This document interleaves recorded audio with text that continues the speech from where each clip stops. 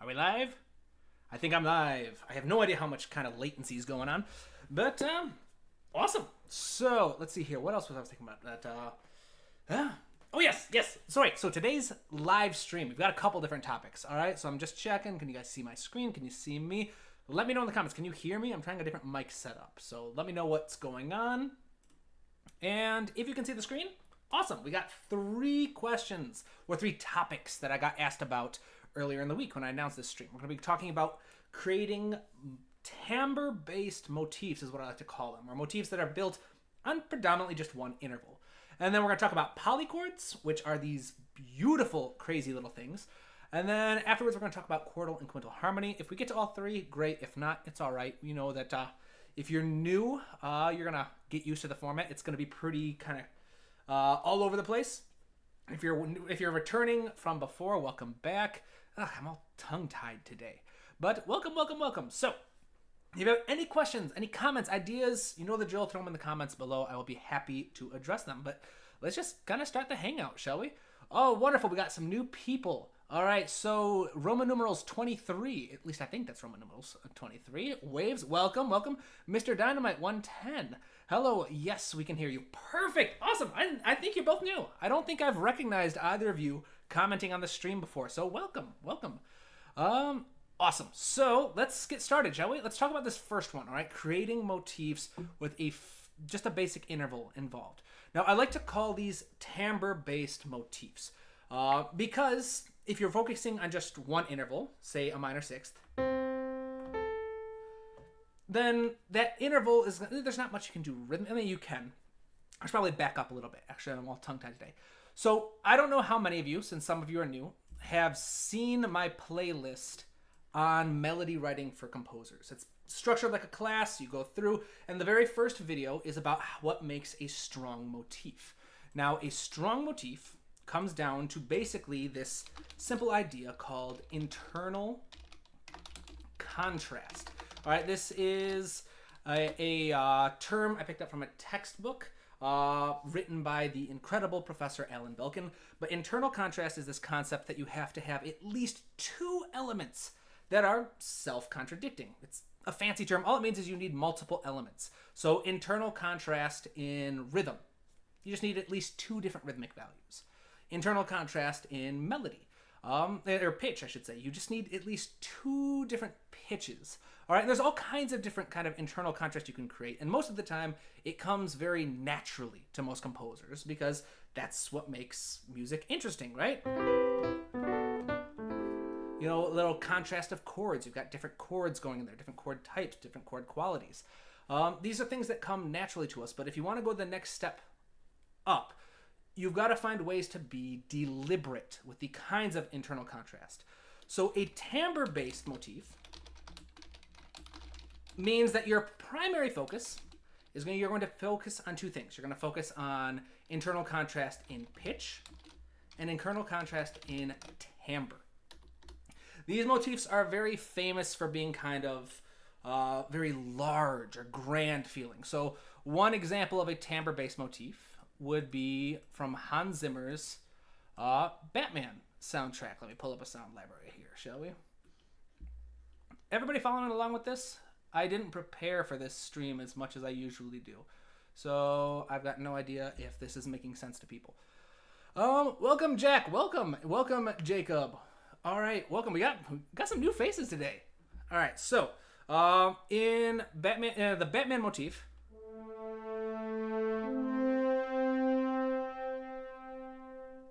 kind of very famous. I don't know if that's the exact interval, like an A to C, but it's a minor third. It's this idea of coming in soft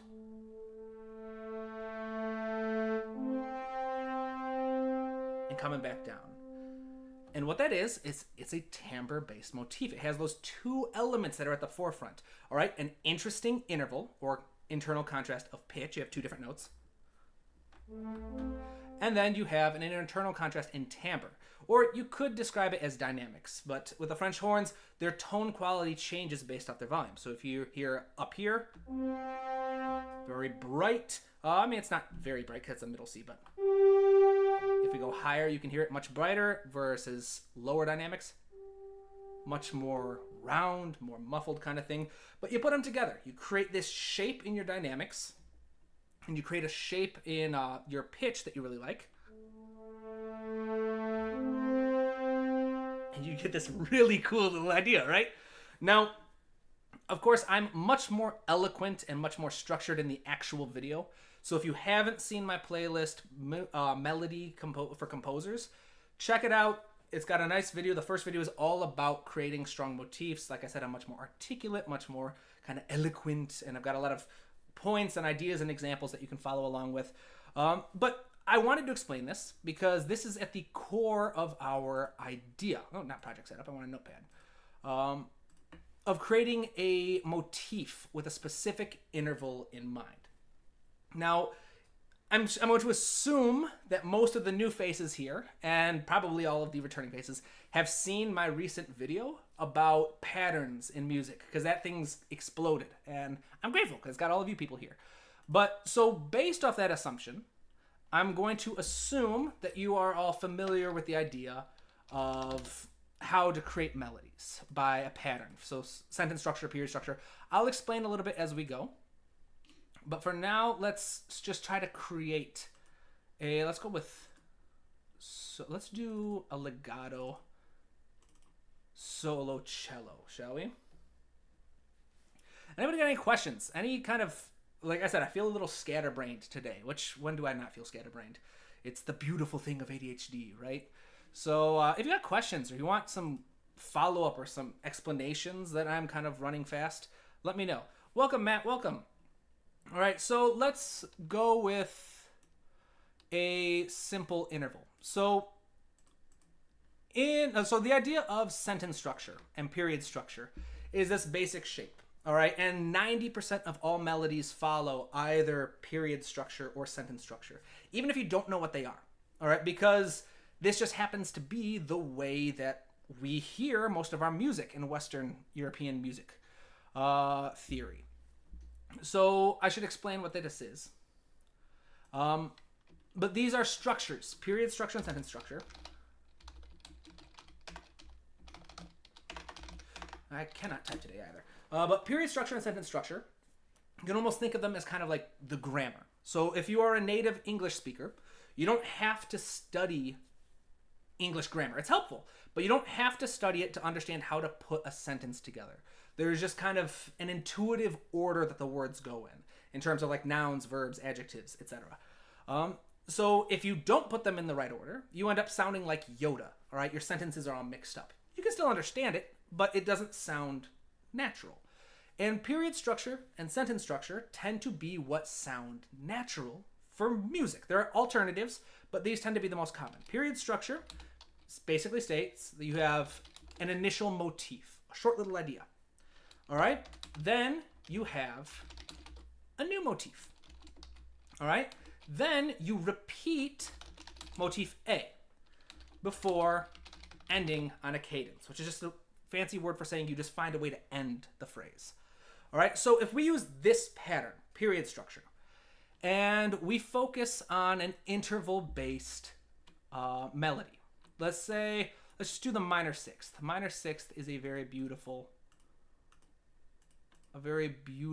kind of interval. We'll do A minor. Let's do C, then to A. So. All right, so that's our main motif. All right, we're going to have just an idea, just to keep it simple. Do a little bit of modulation, go down here. You know what, I'm just going to actually record this in. Welcome back, everybody. Patrick, will there be a future for musicians? I wonder because there is a lot of songs for Spotify daily. There is artists everywhere, so what's your thought? There's always going to be a future for musicians. I guess I'm not sure what you're talking about, like what kind of future. Will there always be a financially rewarding future? I don't know. I'm not an economist. I don't know how to kind of do that kind of stuff. I studied economics for a little bit in college. Wasn't good at it. But there's always going to be a need for music because there's always going to be a need for stories. All right, and that's if you're new to the channel, this is a very big kind of lens that I take towards music personally. That music is a language for storytelling. And that's a pretty common lens to have as a media composer. Film composers, video game composers, TV composers, whatever kind of media you like to compose for, you generally get into it because you love storytelling. And just music is your way of telling stories. And there's a fantastic quote by Hans Zimmer that when all the tallest buildings have been built, when all of the greatest technology has been made, whenever we have reached the end or the peak of whatever we can create, there's always going to be room to sit down and just tell a story. It's part of our experience as humans is we love being part of stories. It's part of why we go to movies, why we play video games. It's even part of why we favor certain products, why you buy something from that little store you just want to support or be part of. Because you just think it's neat. Because at some point, their story reached you. Whether it's the idea of like a mom and pop shop, or maybe the person who works there reminds you of someone you know, or for whatever reason, there's typically a story that draws you towards certain products or ideas. And so as long as there is a need for stories, as long as there is a need for sharing in the human experience, there will be a need for music. Now, what that need will look like, I have no idea and I can't say.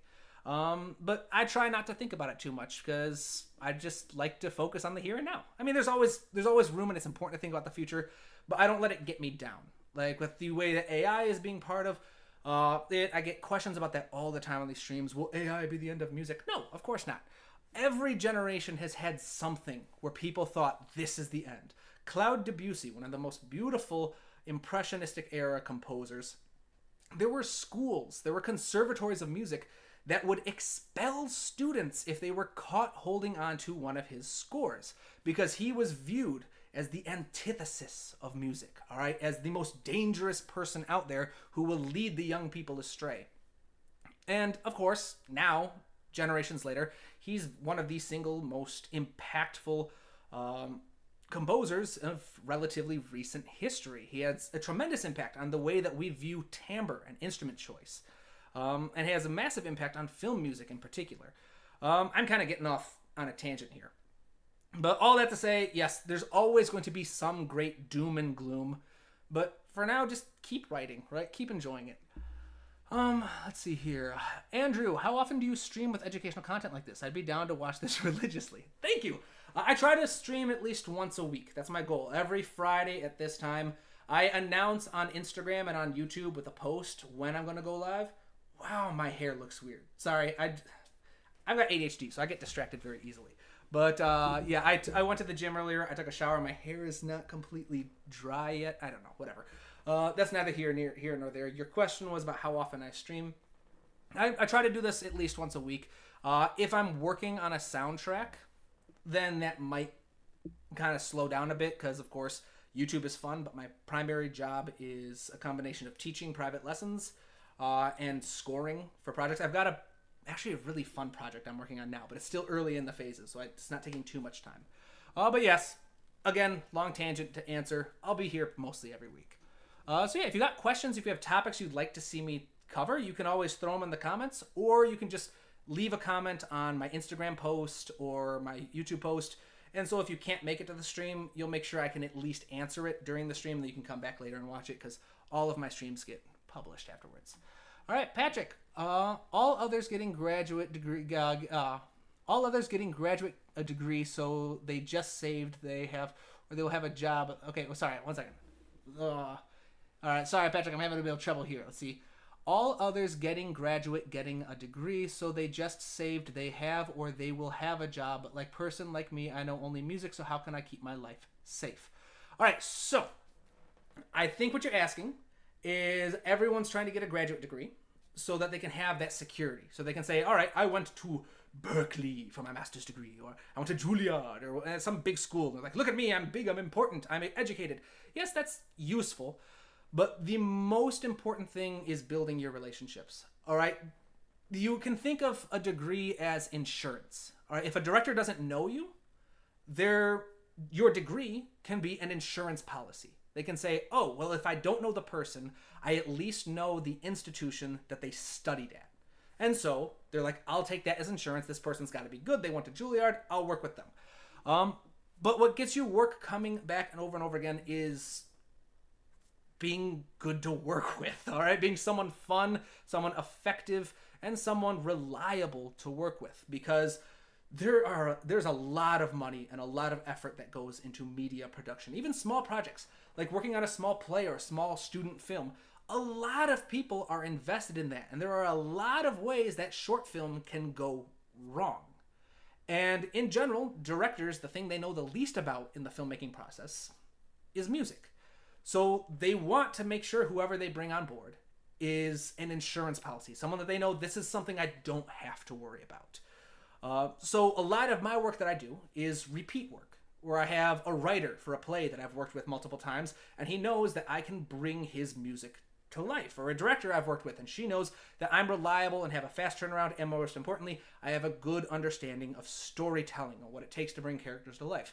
And so, if you work with people, next time they work on a project, they think, oh, I know who I want to work with. Or if they've got friends they're talking to, they go, oh, you're looking for a composer? Let me recommend my composer. He's really good. He does this or whatever. So the best insurance policy I could say, and I wish I had more information, was the best way to kind of secure your own financial future is to just become reliable. All right, two things: prolific, so write music, a lot of music, and be a reliable person to work with and build those relationships. If you don't know how to build relationships, two resources I highly recommend is Cheska Navarro on Instagram. I think her handle is like Cheska Yo. And then Zach Heidi. I'll pull up both of them so you guys can see them. Go to Instagram. Let's see here. Oh yeah, they're right here, because I think I showed both of them on the last stream as well. I've collaborated with both of these people. They're wonderful people. Cheska Yo, amazing resources on using social media to build your brand with directors. And then Zach Heidi. I did a podcast with Zach Heidi, actually. He's a really cool guy, and he's got a boot camp that he just started, actually. If you check out his stuff, let him know that I sent you. All right, both of them. If you go check out their stuff and you subscribe, send them a message or comment on a post and say, Tabletop Composer sent me this direction. All right, they're awesome people, wonderful people, great resources for building your network. Wow, we're getting a lot of comments today. Let's see, Darlene, hello, good to see another live lesson. Yes, welcome, Darlene, one of the usuals. Welcome back. Patrick, yes, financial and survival. So hopefully that helped.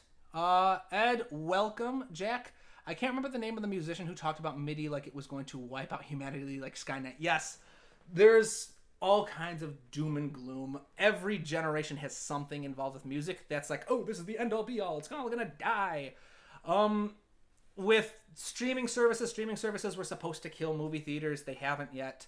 Hans Zimmer, sample libraries were supposed to kill the live orchestra. Hans Zimmer was one of the pioneering composers who started making actual sample libraries, and he was telling his friends in the orchestras, just trust me, let me sample you.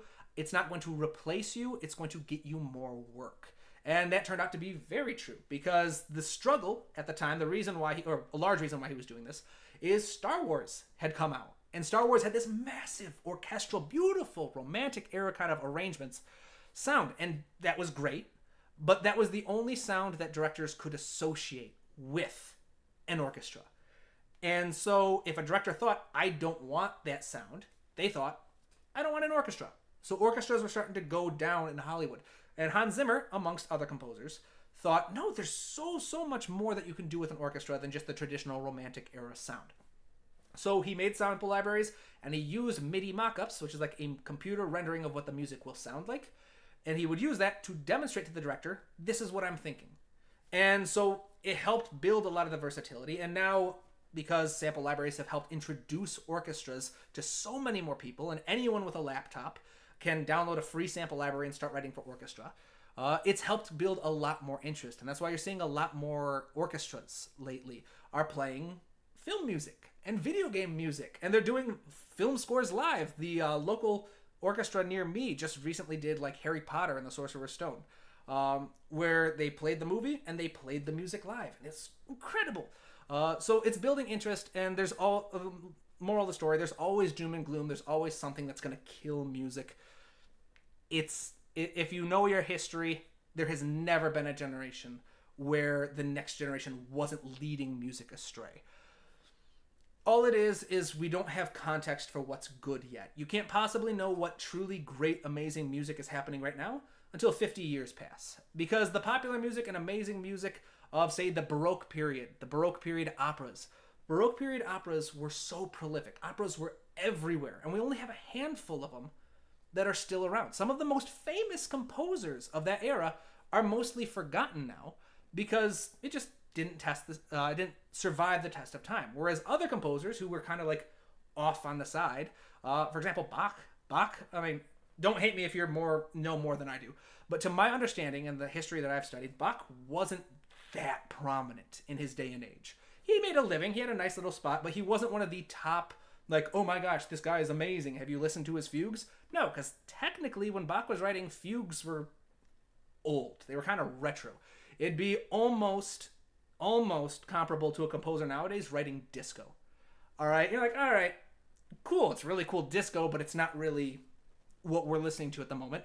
It wasn't until years and years later that people started realizing how brilliant Bach was and what a massive impact he had. In fact, this is heartbreaking, but much of Bach's music was lost because after he died, the music was more valuable as paper than music. And so a lot of his music got used by butcher shops to wrap meat. And so there's so much music that we'll never be able to hear that Bach had written because at the time he just wasn't appreciated as an artist. So all of this, again, a tangent. You guys are getting me on tangents today.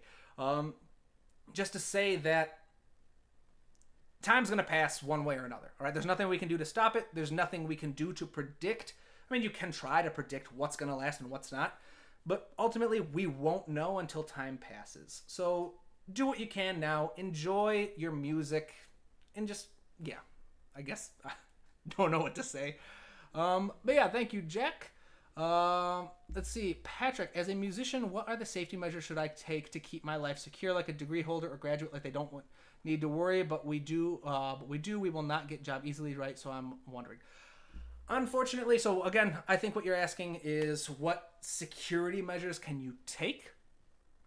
Well, I want to give something. Honestly, you want to do something that's at least a little guaranteed to help you make a living, if not a killing. Write a bunch of library music. All right, write a ton of library music. It will take years. It'll take years for your library music to get up, but I'm talking hundreds, if not thousands, of short pieces that you submit to libraries like Envanto or something. Or you just sign up with ASCAP and have them take care of it for you.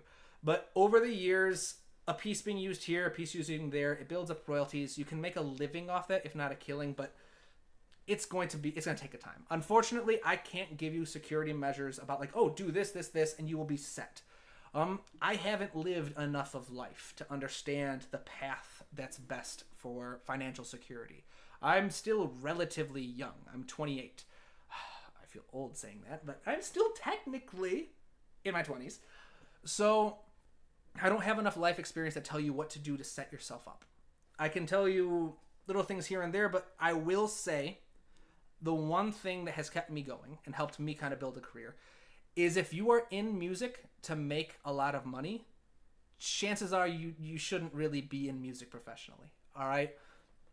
You have to be willing to starve for it because this is all you can do. Hans Zimmer's famous for saying that. Hans Zimmer talks about years where he starved and couldn't afford food, but he didn't do anything else because he couldn't do anything else. I feel very much the same. I can't do anything else.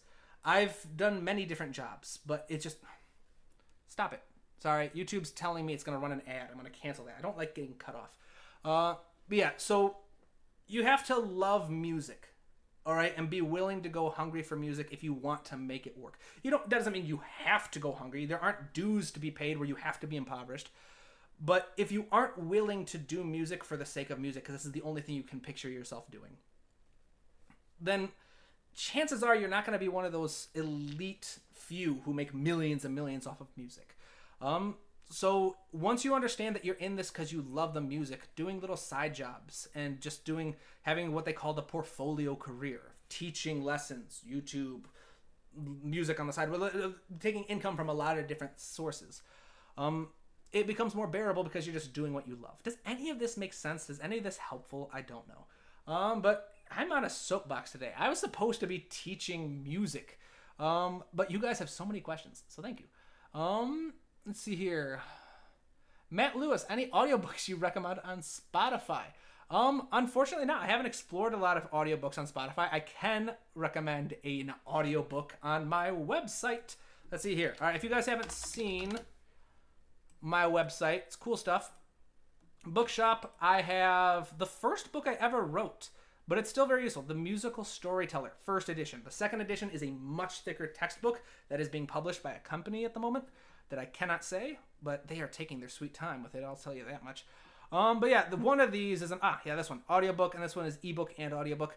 And this one walks through processes for bringing emotions to life, bringing characters to life, bringing worlds to life. If you watched my last video I published, which was basically just a workshop where I walked through my process for bringing characters to life with music, that's where I got that process from. I've got one for worlds and emotions. And then if you are interested in just a really in-depth look on emotions and music, I do have an ebook here. Good review. I've got good review. Yeah. Dope, really well written in a very well laid out and digestible manner. Thank you, Edmund. I also have a class that I teach. 6 weeks, live lessons. You can sample the class for free here. A lot of cool information. Me.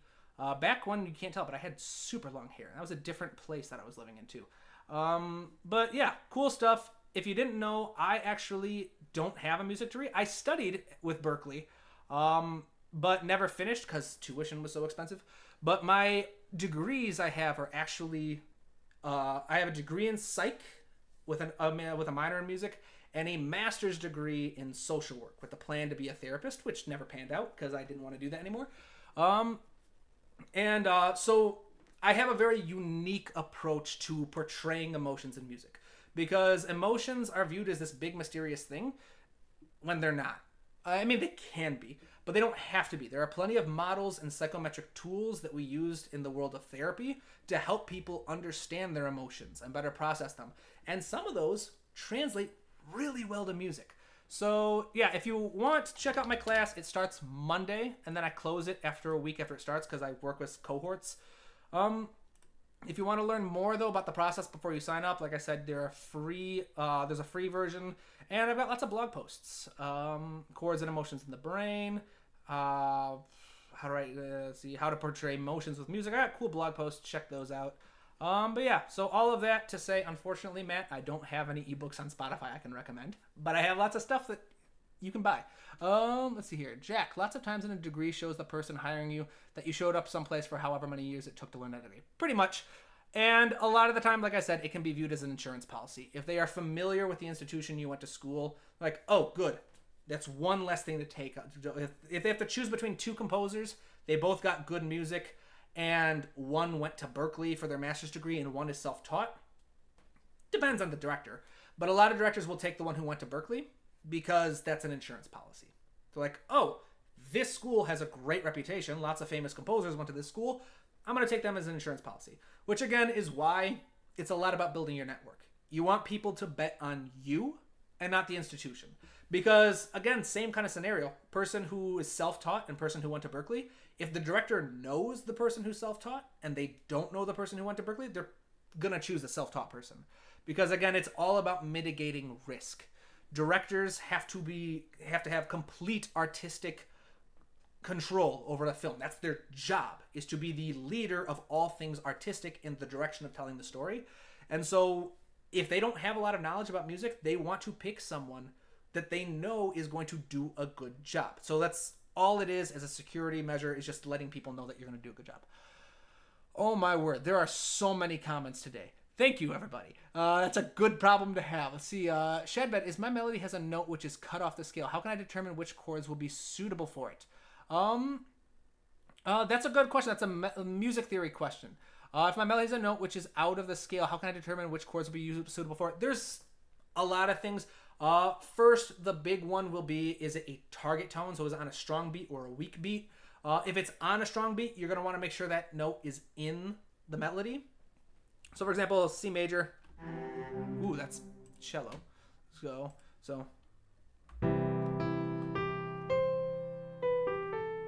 that's a decent idea. If I were to go with something more chromatic,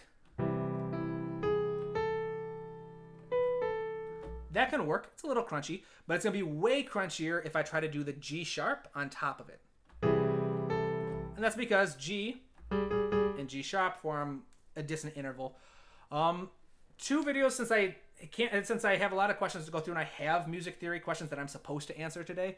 2 videos I can recommend to learn more about this is 1, watch my video on harmonizing a melody. It's part of my Melody for Composers playlist. And 2, check out my video on counterpoint. That will help break down the idea of having notes articulated at the same time with dissonant intervals and stuff. Hopefully both videos will help kind of clear things out. If not, next week for my live stream, shoot me a message on Instagram or on YouTube, like just on the comments of the post. I'll make sure to set aside time to answer your specific question about this. Awesome. So Patrick's going to watch previous live streams. Thank you. Jacob's going to write some disco. Patrick, how can I contact you? So I want to be in touch. Can you guide me? I'm just 25 years old. Yeah, awesome. Send me an email, tabletop@gmail.com. I'm always happy to respond with people on email or contact me on Instagram. I do teach private lessons, so check out my website for more information on that. The prices for the lessons are in the frequently asked questions section. Yeah, check it out. I'm happy to help people however I can. Welcome, Lingo fan. Matt, can you elaborate more on library music?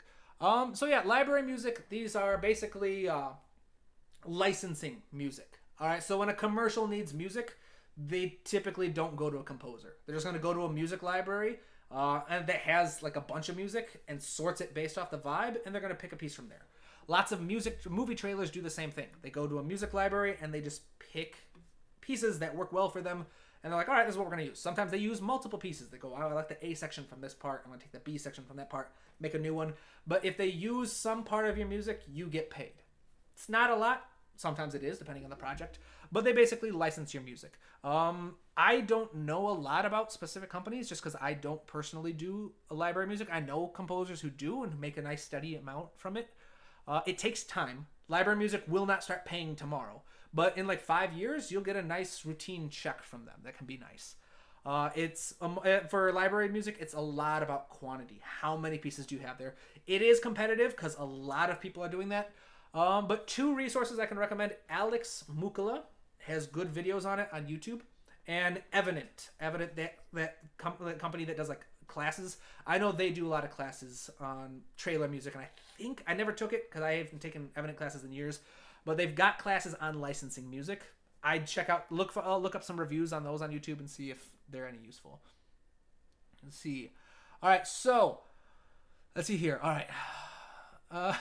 Jack, shut up. I'm older than you. Yes. True. So like I said, I'm young. I feel old, but I am young. Raymond, I love composing trailer music, but my music studies are not that extensive. Do you think I can hold my capacities, or can I get better as I create? You can always get better as you create. Don't hold yourself back. Submit it. Even if you've got a piece that's not very good, if you put it out there, it gets accepted. You never know. Someone might like it. But never wait for when you're good enough.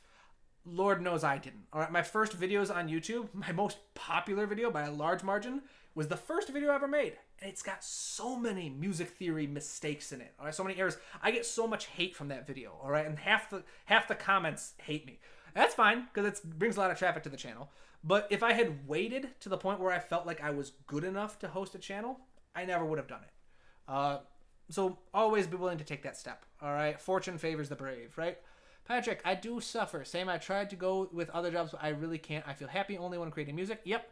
But in India, there is no space for independent music. It's only film music, so I asked you. Yep. Every culture is different. I can't speak for India. I don't have any experience working in India. I've had students from India, but I've never done the work itself there. But the beautiful thing about the World Wide Web is there are always opportunities online. All right, so build your skills and build your network online. That's where it's going to work. The age of film composers needing to live in LA has long since passed. All right, the globalization of communication, the globalization, especially COVID. All right, it sounds bad, but COVID did a lot of good for film composers in terms of pushing the technology and pushing the practices to be able to work more remotely. So if you want to be a big, famous Hans Zimmer type composer, you're probably going to have to travel to LA at some point. But if you just want to write for music and that's just what you love to do, you can do that anywhere. Look at me. I'm based in Michigan. All right. And I've written for all kinds of stuff. I'm going to be flying to New York again for another play that I'm scoring. So yeah, it's all kinds of fun stuff. Mr. Dynamite 110. I have an associate's degree in IT and dropped out of a bachelor's in computer science. I'd like to get a job as a programmer, but over here in Portugal, no one hires you if you don't have a bachelor's degree. I've considered giving up on programming and becoming a composer, but I don't feel like I'm good enough. And again, I'm not. I can't give you guys life experience or like life advice, unfortunately, because again, I'm very young and I don't have enough. I wish I could say do this, this, and this, but I can't. But like I said, I don't know what the culture or climate is like in Portugal for composers or IT. But again, most of it, the degrees are security. All right. They are insurance policies. So can you do it without a degree? Of course you can. It's going to be a lot harder though, because you need to find some other way to get that insurance policy status. And the biggest one is just building your network. Find small jobs. No job is so small. Just get a small job, work it here, there, and here and there. The more experience you get, the more reviews you get, the more kind of testimonials, the higher the chance is that you're building that brand. That people think, oh, I know this person. I've heard that they do good work. I want to hire them. Kind of thing. That's really what it comes down to. All right? If you want to make a life as a composer, there are two ways. One, you have to be super prolific. Like thousands of pieces that you submit to sound libraries or whatever you do, and just make little pennies off this piece, pennies off that piece, and it builds up over the years into something bigger.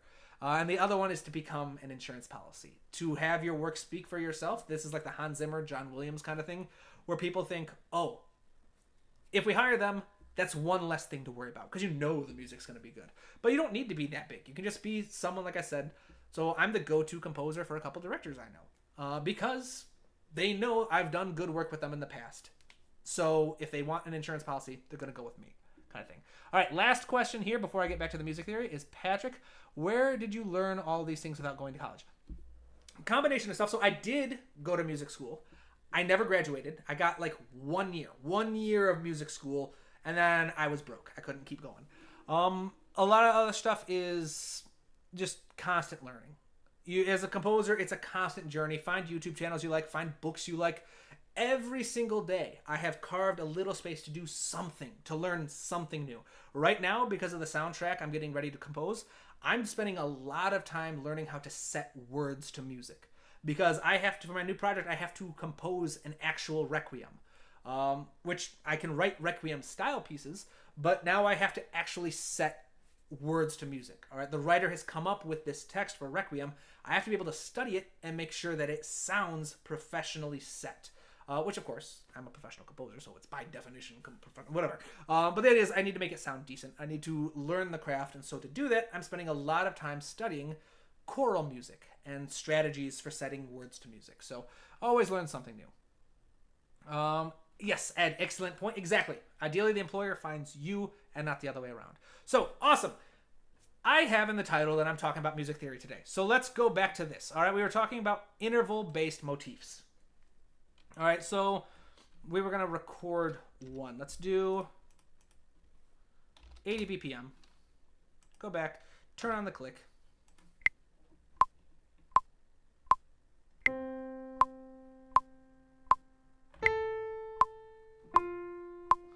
That's the NBC chimes, isn't it? No, I think that's something else. But I wasn't supposed to do the piano. I was supposed to do...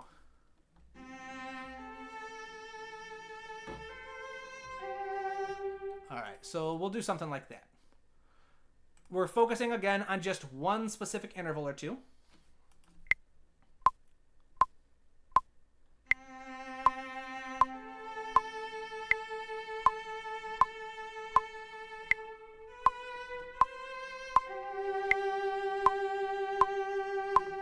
All right, did it record? It didn't record it. Oh, no, it did. Here we go. All right, so we've got a basic idea. Remember, we talked about period structure. All right? You've got an idea. New idea. Repeat your old idea. And then cadence. So, in general, the way I like to work with it is I will do one idea every 2 measures.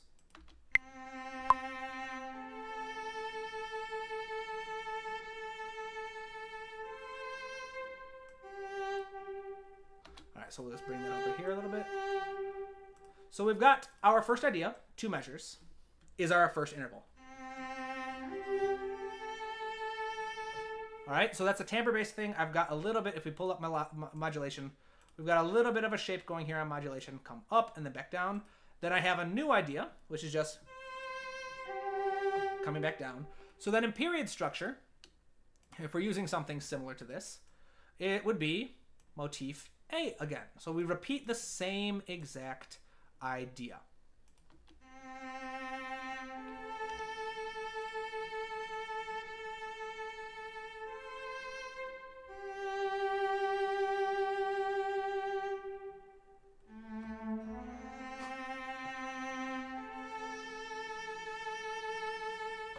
It was 2 notes. 2 notes and I messed up. All right. I'm not a talented piano player by any sense of the word. Let's bring this down. We'll bring it here. So you'll see I've got my initial idea. I've got a response, repeat of my initial idea, and then we'll just find a way to end it.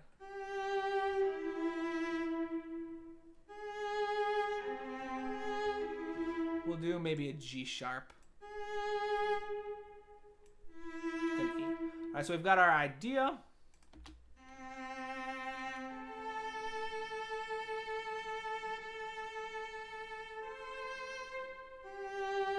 Let's lengthen this.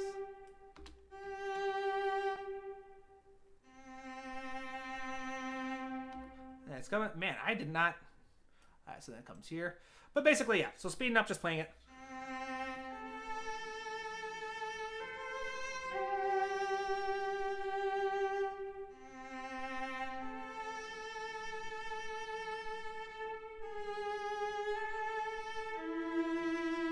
Or maybe something else. But you find a way to end it.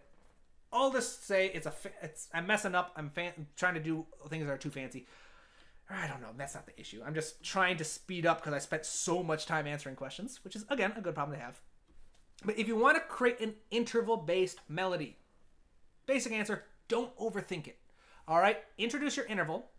Come up with a new motif or a new interval. Repeat your same interval, sometimes with a little change. So instead of going, we could do a little bit kind of a running start.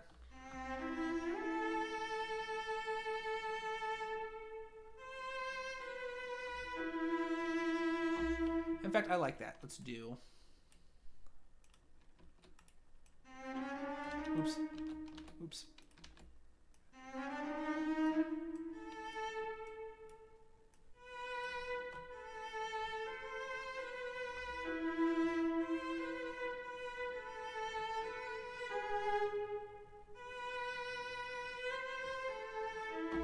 So it's B.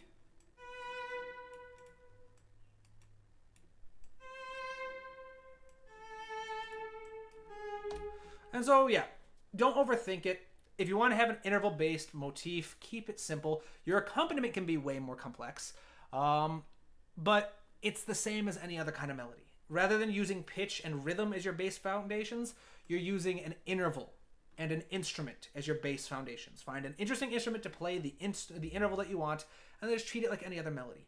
If you want to do it, play it by instinct and just kind of play it out. If you're crunched for time, find something like period structure or sentence structure, build it off that. I feel like that was a piss poor presentation. Was it? And I know I speak fast. I apologize. That feels like it was very rushed, and I feel like I was trying to make up for all the time I spent answering other questions. Does it make sense? Anyone have any questions about that? Again, so kind of rehash what I just said. If you want to create an interval-based motif, it doesn't have to be a minor sixth.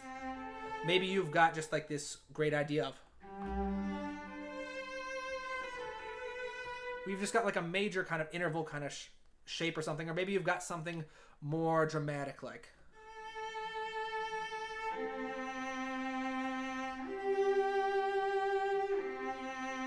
You've got kind of different ideas that you're bringing together. It doesn't have to move fast. If you've got an interesting interval, an interesting instrument playing that interval, treat it like a regular melody. Have that be your motif. Have an answer or response motif. Rehash it with maybe a little bit of development, and then find a way to end the whole thing. Does that make sense? I feel like that was rushed again. I always feel... I try to take great pride in teaching and like conveying ideas, so I always get a little self-conscious when I feel like things aren't being portrayed well. Let's see. I saw that there are 1,000+ tracks for a single tune. I wonder what will be there in all those 1,000 tracks. Is it simply layers, or will they play different dynamics each track? So I wonder, can you explain how and why? Yep, it depends on who the musician is. So if I were to pull up a file that I'm working on right now, I won't, because we'd be sitting here for like 10 minutes as it opens all the tracks. I have all kinds of things. So I could have like 10 different tracks just for the first violins. Some of them are for like solo legato performances. Some are for short spiccato performances. Some of them are special techniques. Some of them are different sized groups, whatever it is. It's all about kind of detailed work. Sometimes you don't need it to be thousands of tracks, but sometimes it is. Because you've got different tracks for different instrumental performances that you like to just simplify things contradictorily or whatever. Can't talk today. It's because sometimes it's easier to manage different tracks than try to make changes on different articulation types every time. Everyone has their own preference. But another reason is sometimes one track, one file holds an entire soundtrack. I know some composers are known for doing that. Well, they'll combine they'll score an entire movie in one file. I can't personally imagine doing that. That would drive me crazy. But if you've got an entire soundtrack in one file, of course you're going to have thousands of tracks. But it's all about personal preference. You do not need thousands of tracks. If you've got the money and the power under the hood of your computer, then you're probably going to use thousands of tracks. So you've got so many different sound libraries and instruments to work with. It's not necessary. All right, complexity. This is going to sound kind of mean, but complexity appeals to stupid people. I'm not calling anyone stupid. All right, I'm not trying to say. I should probably say a nicer way to say is complexity appeals to ignorant people or people who don't know better. If you feel like something is super complex, there's this idea of, oh, that must be smart. That must be the best way to do it. When, I mean, in science, the idea of Occam's razor, the simplest solution is probably the best solution. So again, I want to stress, I did not call anyone out there stupid. I did not call anyone ignorant. It's a quote. I was quoting a strength coach that I used to follow a lot. And he says complexity appeals to stupid people. And that was the answer, because lots of people want all these huge, complex workouts with so many things where you're confusing the muscles, when really the most efficient and effective workouts, especially for beginners, consist of just like 3 basic movements. And so complexity is flashy. Complexity seems like the end-all, be-all. But the best approach is the one that you know the best, that you can get the best results from. So don't try to compare your workflow to other composers. Find one that works well for you, and as long as you can get good sounds from it, you're good, right? Again, none of you are stupid. You're all beautiful, wonderful people, all right? Probably should have chosen a better quote. Let's see here. Let's see. As a growing composer, should I learn sound design or engineering, or is it a myth? Is there anything called best way or right way? Which one should I follow? Exactly. I just said that. It's about what works best for you. If, as a composer, you're probably going to need to know a little bit about mixing and sound design and stuff, if that's what you want. But the idea of a film composer doing everything themselves is a myth.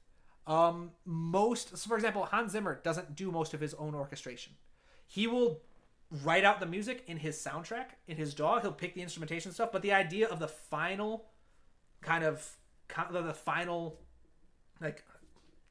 dang it. All right, YouTube just told me it started an ad. I missed that. Sorry, guys. Dropped the ball on that one. But I'm just going to keep talking because I imagine it's going to spit you back out where I left off. But Hans Zimmer will write the main ideas. He'll write the themes and he'll pick the instruments he likes. But then because of the fast-paced turnaround, he'll put it off on his assistants. He'll say, awesome, here's this idea I like. Here's this theme. I wrote it. It's good. I need you to orchestrate this and arrange it so it fits this scene better. Like do all kind of the detailed work. And he'll do that. He's got tons of assistants and orchestrators. That's part of the business. Shockingly enough, for a lot of you people who worship John Williams, he's amazing, but he also does not do his own orchestration a lot of the time anymore because of the time crunch and the needs. What he'll do is he'll write a piano score. He'll write basic ideas of, I want the strings playing this, I want the woodwinds playing that, I want the brass doing that and stuff. But then he'll toss over his notes to an orchestrator who will put it together for him. This is not because these wonderful, incredible composers can't orchestrate their own music. It's because they have like 2 hours of music they need to write in maybe a month. And it has to be production quality, top tier. It has to be ready. And so you have to delegate. So if you have friends who can do the mixing and stuff, go for it, delegate it. But you're probably going to want to learn at least a little bit. And the best way to start learning that is just to pick things that interest you or that you need. If you want to learn about sound design, awesome. Learn about sound design because you have a specific kind of sound design you want to do and use that as the basis of your training. All right, if you want to learn about mixing, do it. Awesome, do it because you want to learn about mixing or what have you. Yeah, again, don't focus this idea of an idealized approach or the most efficient or most effective approach is it can derail you very quickly. All right, perfection is the enemy of progress. All right, don't worry about finding the best, most perfect approach to learning something. Just find one that works. All right, something that will get you to point A to B. You don't have to find the most beautiful, scenic, memorable route from A to B. You just need to get to point B, right? So find a way that you can digest. Maybe that's taking an online class. Maybe that's reading textbooks. Maybe it's YouTube videos like these. Thank you for your support again. It's all about finding a way that you can manage because ultimately the best path is the one that you can finish. All right, so yeah, hopefully that helps. Ed, good points, but especially about not trying to be too fancy. Thank you, Ed. Yeah, you're pointing out my good points. I appreciate it. Darlene, if you could use a minor 6 interval, can you use the inverse major third on other notes? Of course. So that's what this is. C to A, minor 6th. A to C is a minor 3rd. There's no rules about what you can or can't do with music. It's just ultimately what you think sounds good. All right, if you can understand, if you test it and you like it, awesome, that's great. What music theory does, it helps you understand why things sound good. And that's all it's meant for. Music theory is literally, historically, retroactive. All right, no one comes up with a rule and then starts writing music based off that rule. Well, maybe. There are concept composers like Schoenberg, who I've gotten a lot of flack in some comments about wrongfully saying he had no patterns. That's right, he did have patterns. I misspoke. It was a private lesson that I never expected to share. It was more accurate to say that he disrupted and chose different patterns. So you might go out there thinking, I want to specifically do something different. I want to try something new and push the gate. That's fine. But for the most part, music theory has always been retroactive. It's this concept of people like, whoa, that sounded cool. I liked that. I see it everywhere. Why does it work? So people study it. They find out what the patterns are. They find out different rules about what makes it tick. And that's what makes music theory so useful, is if you can understand the reasons and like how it works for so many different things and why it sounds the way it does, then you can be more proactive about applying it and not just doing trial and error. Because unfortunately, in the fast-paced world of media composing especially, there's not a lot of time for trial and error. If you've got a full movie, if you're lucky, you'll get 6 weeks to work on it. If you get bigger names, sometimes you'll get brought on. Hans Zimmer's very famous for being brought on, like one of the first people brought on a movie, so he gets a lot more time. But traditionally, the composers are the very last person brought onto a project because the movie has to be mostly done in time for the composer. And so by then, they've got a deadline of when this is supposed to go, especially with smaller projects. You've got like a festival that's coming up that they're submitting it to, or they've got a home assignment in school that they're trying to get this ready for. There are deadlines, and the composer very rarely ever has enough time, which is, again, where music theory comes in handy if you can make more kind of constant decisions and such. About if you can be conscious decisions about why things work. It's very helpful. Let's see here. Lingo fan also suffer from major overthinking. Yes, that is a common issue amongst composers. You have my sympathies. Unfortunately, I don't have any solution other than to practice just working. All right, practice getting on it. Just keep moving. All right, that the best weapon against writer's block and overthinking is action. All right, just do something. That's kind of advice I give a lot of my students when they say they can't come up with an idea or they're not feeling like coming up with an idea. The best weapon you have is quantity and academic writing. All right, so if you cannot think of a theme, I've done this so many times, where you cannot think of a theme that will work well for a character or a scene or something, and you're just not in the mood to write, just set yourself, I'll set a number like 5. I'll say, all right, I've got an hour. All right, I'm going to write 5 melodies that I know intellectually work because of what I know about music theory. I know they work. They might not be the most inspired or beautiful themes, but I know they will work on a technical level. I'll write my 5 themes, then I'll end it for the day. I'll come back the next day, probably in a better mood. I've got a fresh take. I'll listen to my 5 themes that I wrote. Sure, they might not be kind of winners, but chances are, and I have never failed to find at least one that I'm like, you know what? that's got something. It works technically, so I know it's going to function. And I feel like this actually does portray the character a little bit. It's going to need some tweaking, make some changes here and there. But if it works on an intellectual level, it works. All right? And so the best way to kind of stop from overthinking is to just plow ahead and go, all right, I just need to write something that works. And then trust in the future, you'll have something there that you're like, oh, this actually inspires a better idea or something.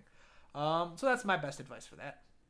Patrick, what are the ways that I can create fantasies? There are specific notes of intervals or specific chords. Can you show how to create that feel?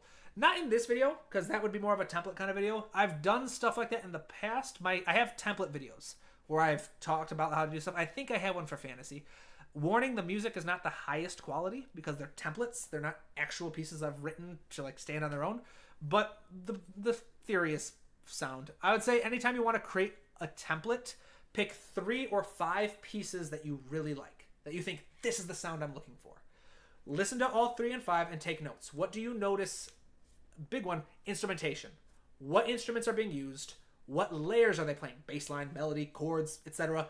Take notes. What are you listening to? What are you hearing? What do you notice? And then compare. Like, oh, 3 of the 5 pieces were all in a major key. Probably stick with the major key then. 4 of the 5 started out with the strings on the melody, like a solo violin on the melody, and then it expands into a full string section. So that's a tool you're probably going to want. Especially for fantasy, you're going to notice the Celeste a lot. Celeste is a beautiful little instrument. It looks a little bit like a piano. It's like if a piano and a glockenspiel had a baby. It's chimes. It works like a piano. It's got a smaller range, but instead of having let's see here, individual instruments, Celeste. Instead of having strings struck by a hammer, it has chimes and little bells. And you'll recognize this sound because it gets used a lot. For example, like the Harry Potter soundtracks, it's a very common sound. But we go...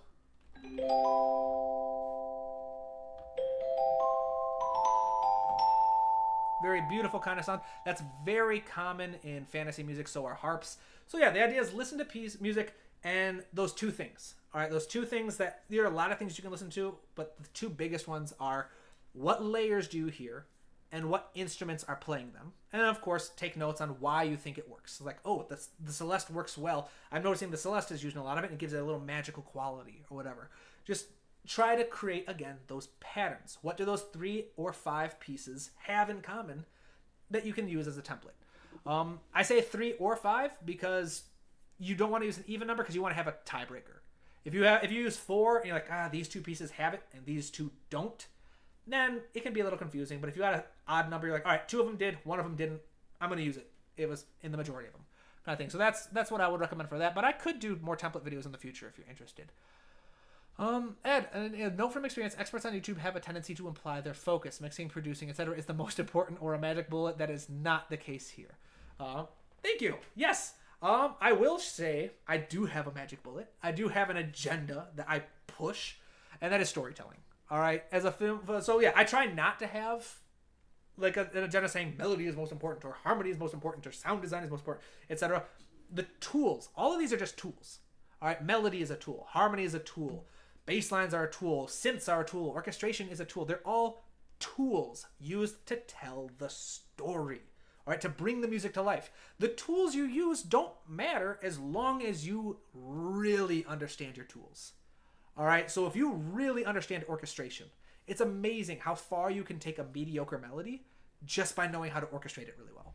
Or if you're really bad at orchestration, it's amazing how beautiful you can make your soundtrack sound on just piano or guitar, or even just kind of singing or whatever your instrument that you like to use is. I'm very much a big believer that you should have skills that come naturally to you. That's like, and it doesn't mean that you are. It's not like you sit down for orchestration, for example, that you sit down and you have an intuitive understanding of how to write for orchestra. It's more about tools that you feel comfortable with. So for me, harmony is my number 1. I feel so comfortable writing chord progressions. I can write I can write 10 chord progressions like right now that I feel like fit a specific vibe. It's because that's what I've spent the most time studying. I have a whole playlist on harmony for composers. A whole third of my textbook that's being published is dedicated to harmony.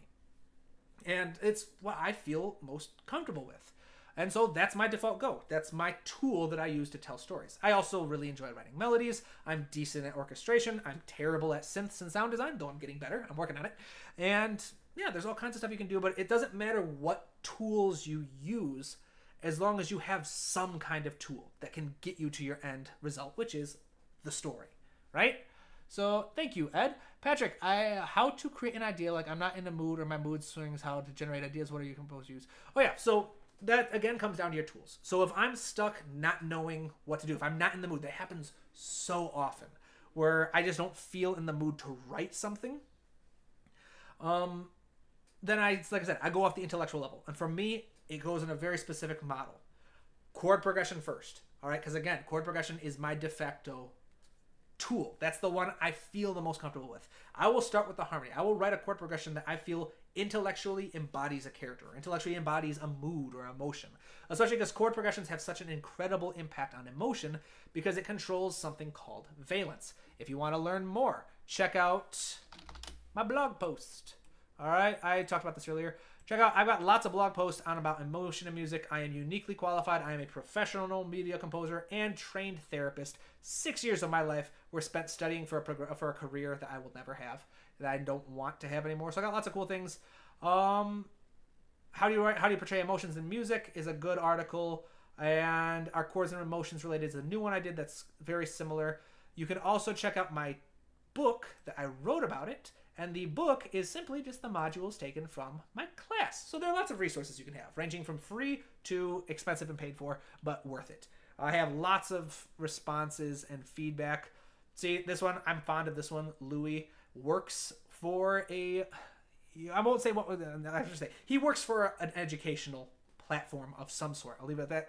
And he said that mine was better than anything that they have. So I'm not going to say anything else like that. It was the highest praise I've ever received. But I've got lots of really good feedback. Check it out. The class is worth it. I promise. It's amazing. It's fun. I enjoy it. But I'm also biased. So all this to say, when I'm stuck and I'm not in the mood to write for something, I start with chords. Because that's the tool I understand the best. I'll write a chord progression that works. And then I'll write a melody on top of that. Because after harmony, melody is the tool I am most comfortable with working.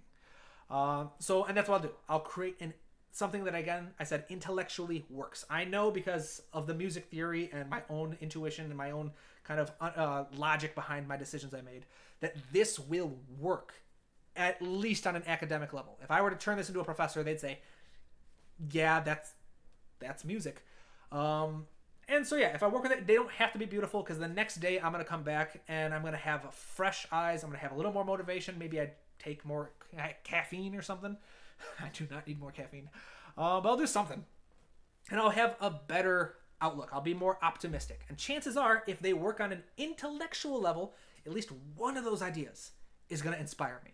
If not, because I think, oh, this is actually better than I thought. I'm going to touch it up here and there, and boom, I've got my theme.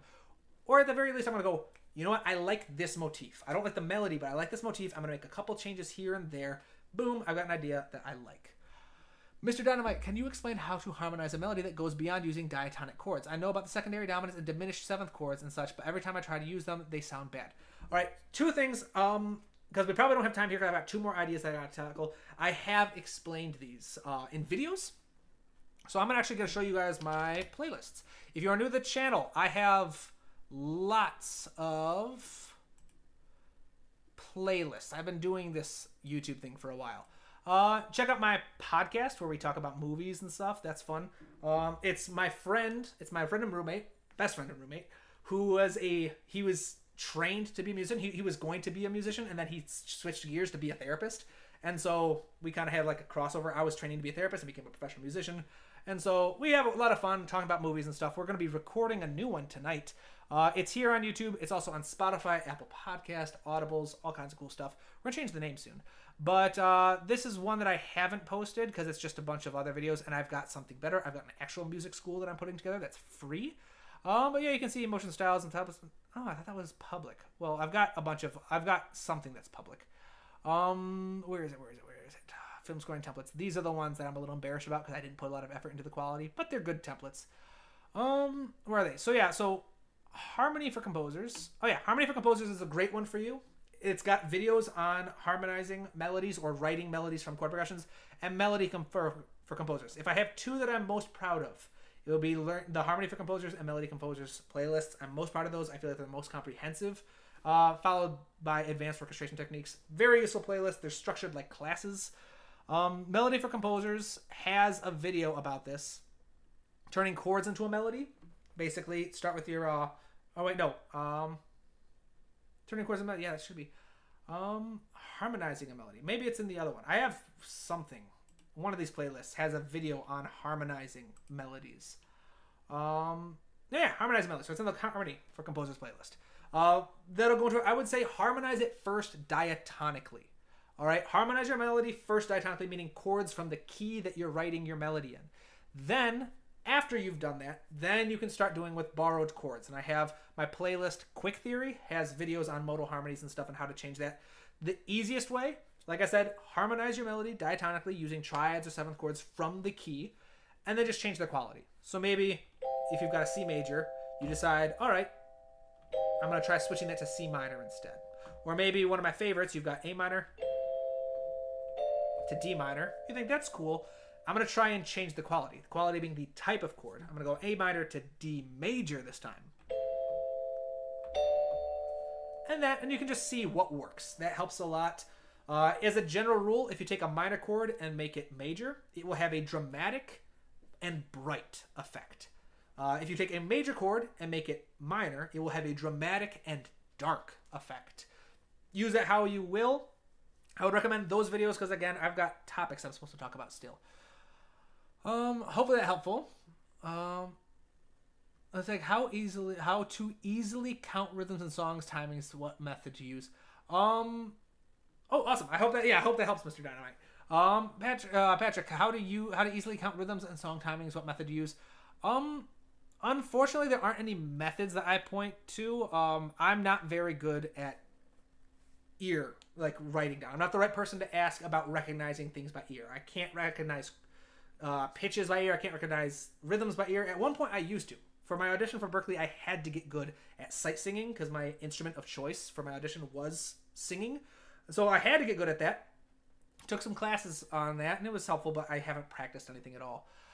So unfortunately, I would recommend other channels. I don't know a lot of channels that do it. I think Rick Beato has videos on ear training. Don't quote me on that. Ryan Leach has at least one video on ear training, recognizing chords by ear. But that would be stuff that I'd have to recommend. Unfortunately, that's out of my area of expertise. All right, so I'm caught up on the comments. Let's talk about this theory stuff real quick. All right, so solo the piano. And then I will answer questions after this. So I was asked about two things about polychords. All right, so a polychord is basically a chord extension. So if you've seen my video on chord extensions, you'll understand that we get chords in tertian harmony. In tertian harmony, just meaning that chords built in third. Tertian harmony actually has two meanings. It can mean chords that are built in thirds, like C, E, chords like C, E, and G. That's built in thirds. E is a third above C, and G is a third above E. So that's tertian or tertiary harmony. A more modern use of it, because music theory has a maddening propensity to reuse words, is tertian harmony is chord progressions built in thirds. So you go with one chord. Then you move to like E minor, the chord a third away. Then you move to G major, the third away. Then B minor. And then you just keep recycling that. You're moving by thirds wherever you're going. Another name for that is chromatic medians. Chord progressions built in by just moving the roots by thirds. But that's not what we're here about. We're here about finding the chord, extended chords. So if we have C major here, which is what I'm building, we have all the notes found in C major. If you want to find the chords in C major, you use something that I like to call the add skip rule. And all this means is you are going to add a note to your chord, skip the next note in the scale, and add the third. So we'll skip D, add E. Then we'll skip F, add G. And then if you just kind of repeat this process, you get your chords. Let's bring these down. this. This should be up here. Sorry. So you just do the add skip rule, add skip rule. You get all the chords of the C major scale. All the triads, at least. You have C major, you have D minor, E minor, F major, you have G major, A minor, and then B diminished. And then, of course, it repeats, C major. If you want, again, my Harmony for Composers playlist talks about all of this. And what we're talking about here is polychords, which is basically taking this entire concept and you just extend it into sevenths and then ninths, 11ths, and 13ths, where you have, like I said, C major 7, D minor 7, E minor 7, F major 7, G dominant 7, A minor 7, B diminished 7. Or I guess that's a half diminished 7. But yeah, there's all kinds of things you can do. You can keep repeating. Now, not all of these extensions will work. All right? If you want to learn, again, check out my playlist, Harmony for Composers, or I have a video on jazz chords and harmony in my Quick Theory playlist. But let's focus on this F major, shall we?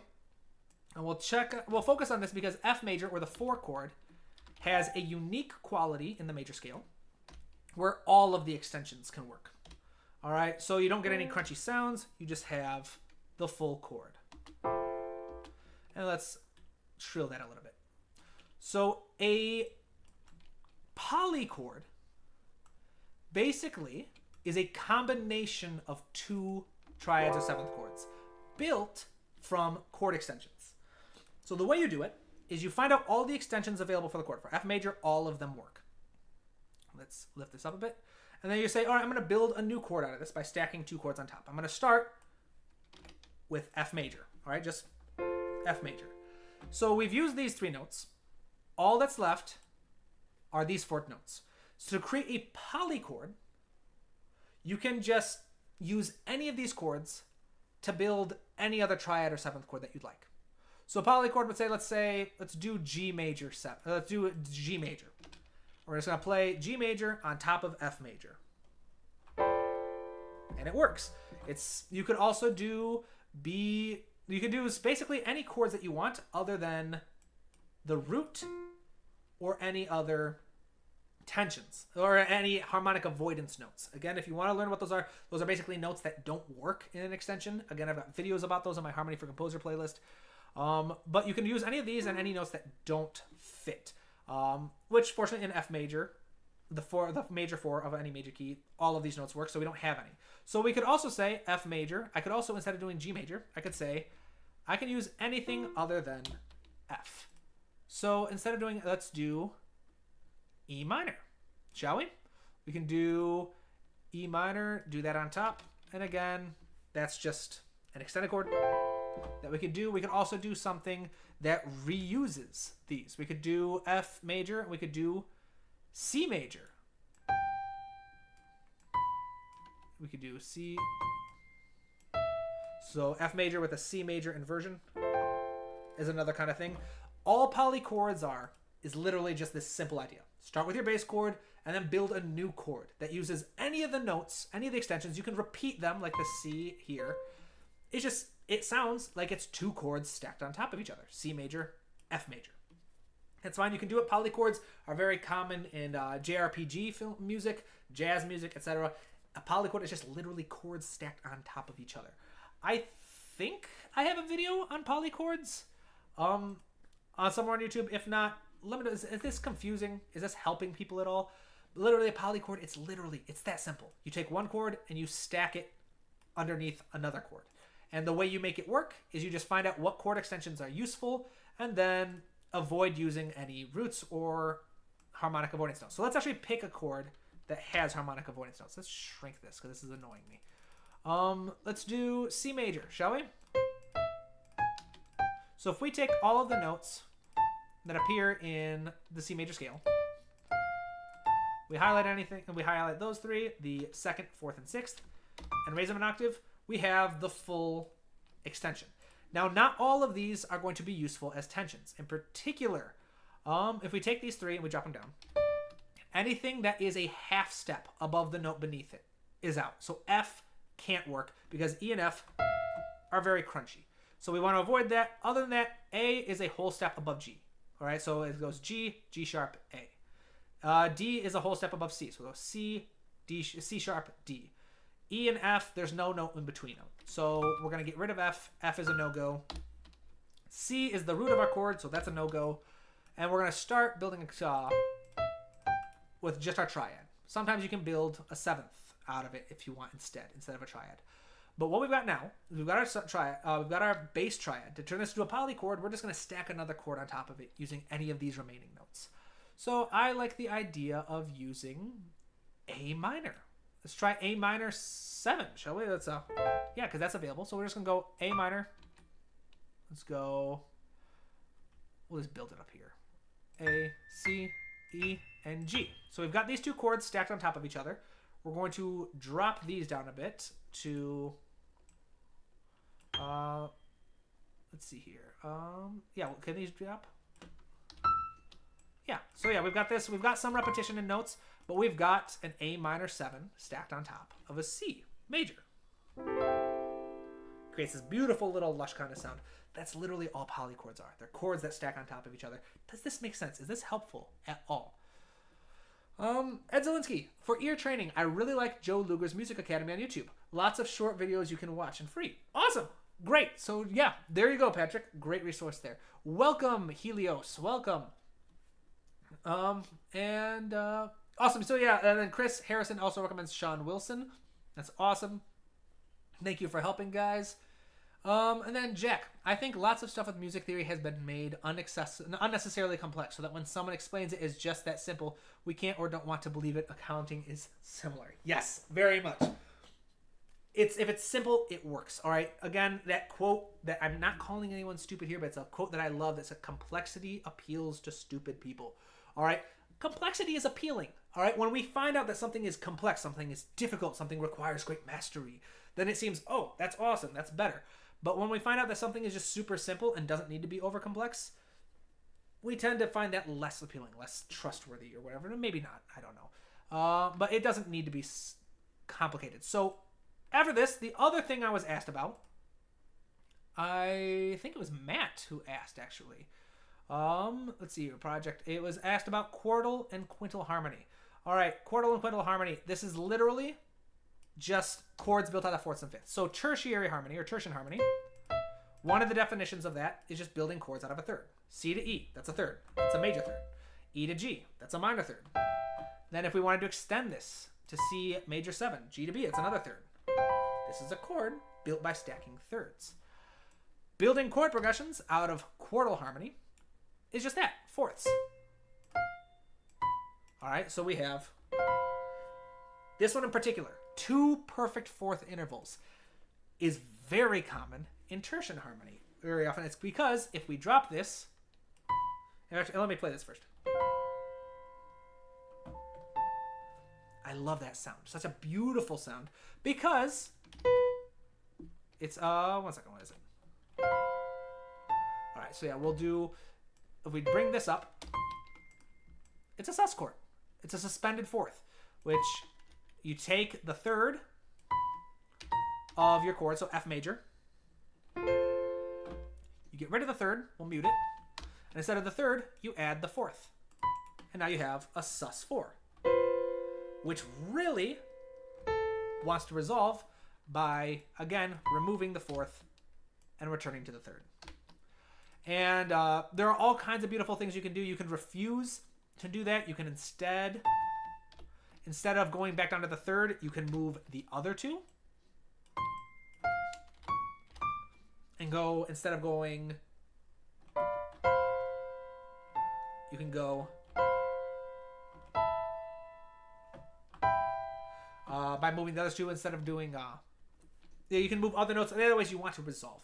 This isn't a lesson about sus chords though. So 4 chords, if you want to build that, that's the most common use of a quartal chord. It's just a sus chord that got written as 2 perfect fourths. Quintal harmony is similar. It doesn't make a sus chord. but it's chords built on fifths, which you might recognize as being very common in kind of jazz and Studio Ghibli kind of music. Chordal harmony, because if we look at this another way, it's just a ninth chord. But you remove the third and the seventh. It's just this beautiful little sound. And the way you create chord progressions with these is no different than the way you make chord progressions with others. You find a pattern, right? So many of you today are new to this channel because of that video where I talked about patterns in music. If you haven't watched it, go check it out. I had fun with it. Wow. All right. So, yeah, it's chordal harmony. You can build something off that. It's as simple as that. I hope that's satisfying. Matt, I think you were the one who asked about that. Because I didn't spend... This has been a really fun stream. We're getting on an hour and a half here. And most of it, I started with 3 things that I wanted to talk about. All right, writing melodies with intervals, like creating motifs based off major, or just predominantly based on intervals. Polychords, and chordal and quintal harmony. That was my 3 main focuses. I feel like those are the things I rushed the most today. Because you guys had so many awesome questions to kind of talk about. Is it useful? Have I talked about these 3 things enough? Please let me know. If not, I can make videos about them dedicated. But when I do these streams, I'm always open to just kind of going in whatever direction people want to go in. Because this is just a chance for me to geek out about music with people, right? But I do want to make sure that people who had specific questions that they wanted me to answer, that I answer them, right? Because this is first and foremost an educational channel. I'm trying to help people learn. So hopefully these things worked. If not, let me know. I can record a specific lesson diving deeper into these things and post that. But hopefully it helped. For now, we're going to start wrapping things up. All right. Does anyone have any questions that you want to answer? I'm going to give you a couple questions. I'm going to give you a couple moments to come up with something as I just kind of doodle around. Then I'll start reading. And then whenever I get to the bottom of the list, that's when we'll call off the stream. But we'll just kind of doodle around for a bit.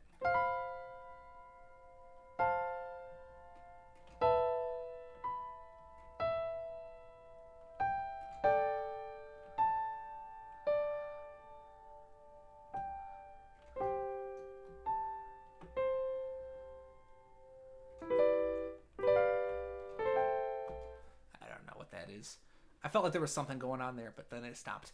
Anywho, we got some questions. Let's see here. Train, hey, just came across your videos recently and just want to thank you for all your work. Really amazing video. Thank you. I'm really glad. I'm very excited to have so many new faces here. This is honestly, I think this has been the busiest stream I've ever done. All right, we have very rarely dipped below 20 people on this, so I really want to thank you guys. Really, I genuinely love this. All right. I've always been a believer that I don't have any innate great talent for writing music, but what I am talented at is teaching. All right, I like to think that I'm a good teacher. All right, and especially for myself. That's how I've gotten so far in music, is I've learned how to teach myself things in a way that makes sense to me, if that makes sense at all. It sounds weird, but my real talent is in teaching and breaking things down. That's what I believe. And so to find out that people are finding my lessons useful it makes me feel so good. It makes me feel validated. So again, if you're new to this channel, and I've only announced this on like 2 other streams, so it's like a stream exclusive. But one of my biggest goals in life is to create a free music school. Because like I said, I never graduated. I never graduated music school because I couldn't afford it. And it was a very rude kind of kicking me out kind of thing. They didn't kick me out, but it was a very rude awakening to find out that they were not interested at all, it seemed, in helping me when I could no longer afford my education. And kind of the lowest point in my music is when I felt like I was giving up my dream because I couldn't afford music school. So I've got a major chip on my shoulder about how expensive musical education is. So one of my biggest goals is to kind of tackle that by creating a free music school. And so this month, December, I will be launching what I am tentatively calling the Tabletop Academy, because it's a stupid name and I can't think of anything else. But it's going to have 4 classes. All right, it's going to be a class on melody writing, a class on harmony writing, and 2 classes on orchestration. If you've been on my YouTube channel, it's all based on videos from the YouTube channel. All right, so I'm basically just organizing the videos. I'm putting together additional notes and assignments and creating like a place for people to kind of gather and share their homework assignments with each other and talk. So it's nothing fancy, but it's going to be a good resource, 100% free. And down the line, I want to expand that into dedicated classes, dedicated materials written for the class, more topics, more things. If I can, eventually like set things up similar to like degree or certificate programs. They won't be certified or like accredited because I'm not an accredited teacher, but hopefully someday they will be. But I'm going back to that kind of thing I talked about earlier about don't wait until you're good enough. Don't wait until you're ready. Just do it. That's what I'm doing with this kind of school. I'm not waiting until I can have my ideal image of the online school I want. I'm just building something. It's going to be 100% free. Anyone can sign up. They can do it at their own leisure. And that will be dropping later this month. All of this from a tangent that Train just said he found they found out. I don't know, whatever. That's not a tangent.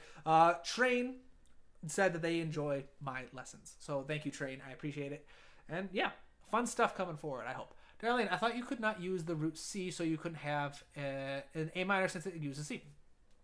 Thank you. Yes, Darlene, calling me out. I made a mistake. Yes, I wasn't paying attention because I don't use polychords very often. So yeah, C major, if we were looking at, yes, I could not use A minor. I mean, I could, because I like the way it sounds. And then I think it was A is what we can use. So F and C were no good. I don't use polychords a lot. I liked the way it sounded, so that's technically not a polychord. So thank you for that. So let's just make one real quick. So we got C major. So C is not an option. We have E, G, B, D, and A are all available to us. Let's do a sus chord. Let's do B, D, and A. No, because that's literally just... That's not a polychord. Let's skip the B. Create something interesting. I'll do D. We'll do another sus chord. D, A, and E. So we've got... Let me play this right. There we go. That is a true blue polychord. All right. We're not using the C. We've left a space in between to help separate it a bit more. We've got two chords stacked on top of each other. That is a trichord. Like I said, polychords are not something that I typically use in my own harmonic palette. I've studied the theory. I understand the theory. But so if I make mistakes, I apologize. I'm human. And I don't have a lesson plan prepped for this. This is just kind of off the seat of my pants, if you will. But yeah, so thank you. Healers, I have a question. When I write something, it seems that I refuse somehow my work. But when I hear the other music, I don't know has a meaning. It can be a dumb question, but I really don't know how to deal with it. I'm sorry. Let me read this again. I'm not sure if I understood Helios. So Helios says, I have a question. When I write something, it seems like that I refuse somehow my work. But when I hear other music, I don't know has meaning. I don't know it has meaning. It can be a dumb question, but I really don't know how to deal with it. So I think what you're asking, I know that it can be like, I know autocorrect and stuff can mess up comments. I've had that happen a lot. But I think what you're asking is when you listen to your own music, you don't like it or you don't find any significance in it. And if you listen to other people's music, you love it. You find significance in it. The only advice I can offer that, it's not really kind of advice on how to fix it, but it's a reframing, a different way to look at it. It's actually advice I got from singer-songwriters Pasek and Paul. When I was in grad school, starting to be a therapist and kind of starting to transition into music, I got to go to a talk given by Pasek and Paul because they were alumni of the school I went to. It was really cool. I was selected as one of the students by chance, just picked by like the auditor or whoever's in charge, the moderator, I mean, it's called, of the talk, to ask a question. I asked them, what advice do you wish you had been given when you were earlier? And this was one of the things that either Pasek or Paul, I can't remember who said it, but long tangent, to lead up to the idea that if you don't like your own music, that's not necessarily a bad thing. And one way to look at it is that if you don't like your music, it means that your taste is higher than your skill set. And that's a good thing because you can always build your skill set. You can always get better. But improving your taste is very difficult. And again, that's not to be taken literally. That's literally just a change in perspective that worked really well for me, and hopefully it works well for you. Okay, Lucas, I just discovered your channel last week. I've watched only 3 videos, but you've already been very helpful. Thank you. I'm glad. I'm really awesome. I'd be interested in knowing what 3 videos. I could probably, if I were a betting man, I would say I bet you've seen my super clickbaity video, Mastering Music Composition, the greatest lesson I can teach, or something like that. Great video. I had fun with it because it was a lesson. It was just kind of like this, talking with one of my students. Yeah, I would be interested in knowing what the other 2 videos are. But if you are new to this channel, like I said, the two series that I'm most proud of are my Harmony for Composers playlist, my Melody for Composers playlist, and then shortly after that is a series I actually never finished because it wasn't getting views, but I might go back to finish, was Advanced Orchestration Techniques, which sounds scary. It's not. I really should have just called it Fundamental Orchestration Techniques, but I already had a playlist called like Orchestration 101, so I wanted to make it different. It's a bad title. It's fundamentals. It's great genre-neutral tools that you can use, meaning that they're good rules that work for any genre of music. I should say any Western European theory music. Let's see here. Let's see. Pheasant or Pefescent. Do you have a course on learning music theory? Something like the Stanford course found here, but no one in your style. Not yet, but I do. So the closest things are those playlists. Harmony for Composers is going to be basically a breakdown from like major key and minor key harmony all the way to going to crazy stuff like set theory. It's sequentially built. It's going to be really cool. My Melody for Composers playlist, again, is also kind of music theory based, but it's much more about melody writing. So both of those I would recommend. They're not classes per se. But again, if you wait out, I do have 2 classes. In fact, I'm going to show you guys. No, I won't show you guys a little bit because I don't know what kind of information is on my Wix account. I don't want anyone to hack it into my website or something. But I do have 2 music theory classes in my free school that will be unveiling later this month.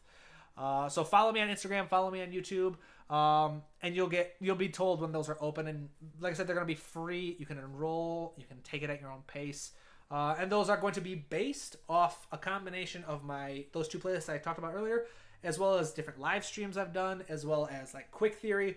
Basically, what the school is right now is I've gone through and curated what I think are the best videos on my channel and the order that I think you should watch them based off different goals. So I got a class on like harmony. So I've put together a list of all the best videos that I think on my channel will teach you what you need to know about harmony. I've curated the order that you should watch them in, and I've also included notes and stuff like that to help kind of fill the gaps. I've got one for melody as well. The whole idea, I've got one for instrumentation, and I've got one for orchestration. So again, all the things like, because I've got like 250 videos or something on this channel. So I've gone through and curated what I think are the best resources. And then of course, as it goes on, I have plans to make other classes on film scoring. I actually have a class on film scoring on this YouTube channel. I partnered with the Indie Film Music Contest, where they approached me about partnering up, and we put together a class that I hosted during their last competition, teaching people about film scoring. So that was taught in live stream, so you're going to find that again in my playlists. Awesome. So BL Who? Polychord? Yeah, so polychord, that's what we're talking about, is a specific technique. It was one of the 3 things I was asked about ahead of time. So if you follow me on Instagram or on YouTube, I make posts before each live stream asking what people want me to talk about. I got asked about creating motifs with intervals in mind. You can ignore these. These are just little notes I wrote while doing it. I got asked about polychords. I got asked about quartal and quintal harmony. They're just different little ideas. Unfortunately, I feel like I didn't do a good job teaching them because I was rushing it to answer questions, but hopefully they're helpful. But a polychord is basically just 2 chords stacked on top of each other. And the way that you make it work is you find out what extensions are available to you. You build one chord, then you build another on top, and I believe you avoid using the root and you avoid using any harmonic avoidance notes. I've got videos explaining those. And another rule that you kind of want to follow, I don't think it's necessary, but it's a very important rule to kind of be mindful of, is you want to make sure there's a gap in the middle. You want to make sure that you have some kind of gap between the lower chord and the upper chord so that they can sound like separate chords. But yeah, it's a very cool kind of sound that gets used a lot in JRPG music and jazz. Pheasant, Yale course on YouTube, not Stanford. Sorry, no worries. I didn't know that Yale had a course on YouTube. That's cool. Lucas, no, I watched the first video in the melody and the composers. Oh, awesome. So yeah, so I think you're saying that you found it. Awesome. So yeah, you found the first video in my Melody for Composers playlist. Awesome. Like I said, those are the 2 playlists I'm most proud of. With that, I think we've caught up on all the questions. Thank you so much. I want to thank all of you. I had a lot of fun on this stream. In fact, the last 2 streams I've done have been a lot of fun. Mostly because I'm getting constant questions, and I love that. My ADHD brain can't get enough of it.